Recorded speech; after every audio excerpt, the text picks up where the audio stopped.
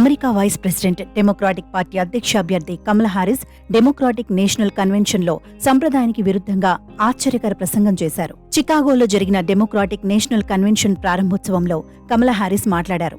సాధారణంగా అధ్యక్ష అభ్యర్థి కన్వెన్షన్ చివరి రోజున ప్రసంగం చేస్తారు. కానీ అందుకు విరుద్ధంగా మొదటి రోజునే మాట్లాడిన కమలా హారిస్ అధ్యక్షుడు జో బైడెన్ పై ప్రశంసల జల్లు కురిపించారు. అమెరికాకు జీవితాంతం సేవ చేసిన అధ్యక్షుడు జో బైడెన్ కు ఆమె కృతజ్ఞతలు తెలిపారు. బైడెన్ కు తాను ఎన్నటికీ రుణపడి ఉంటానని భావోద్వేగ వ్యాఖ్యలు చేశారు. అద్భుతమైన అధ్యక్షుడు జో బైడెన్ గురించి మాట్లాడటం ద్వారా సమావేశాలను ప్రారంభించాలనుకుంటున్నానని కమలా హారిస్ చెప్పారు. బైడెన్ చారిత్రాత్మక నాయకత్వానికి, దేశానికి జీవితాంతం సేవ అందించినందుకు ధన్యవాదాలు తెలిపారు. అందరం బైడెన్ కు ఎల్లప్పుడూ కృతజ్ఞులుగా ఉంటామని చెప్పారు కమలా హారిస్. సాధారణంగా అధ్యక్ష అభ్యర్థి కన్వెన్షన్ చివరి రోజున ప్రసంగిస్తారు. కానీ హారిస్ ఆ సంప్రదాయాన్ని పక్కన పెట్టి ఆశ్చర్యకరంగా తొలి రోజే మాట్లాడారు. దీంతో సభా ప్రాంగణం మొత్తం కమలా హారిస్ నినాదాలతో మార్మోగింది.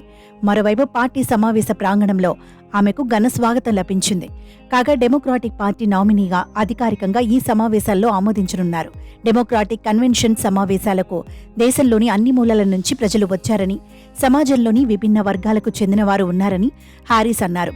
ఈ నవంబర్లో జరగనున్న అధ్యక్ష ఎన్నికల కోసం అందరం కలిసికట్టుగా ముందుకు వెళ్లాలని డెమోక్రాటిక్ పార్టీ శ్రేణులకు ఆమె పిలుపునిచ్చారు. ఒకే స్వరంతో ముందుకు వెళ్లాలని, ఈ విషయాన్ని ఎప్పుడూ గుర్తుంచుకోవాలని నొక్కి చెప్పారు. పోరాడితే మనమే గెలుస్తామంటూ డెమోక్రాటిక్ శ్రేణుల్లో కమలా హారిస్ ఉత్సాహాన్ని నింపారు. కాగా డెమోక్రాటిక్ నేషనల్ కన్వెన్షన్ ఆగస్టు 22న ముగియనుంది.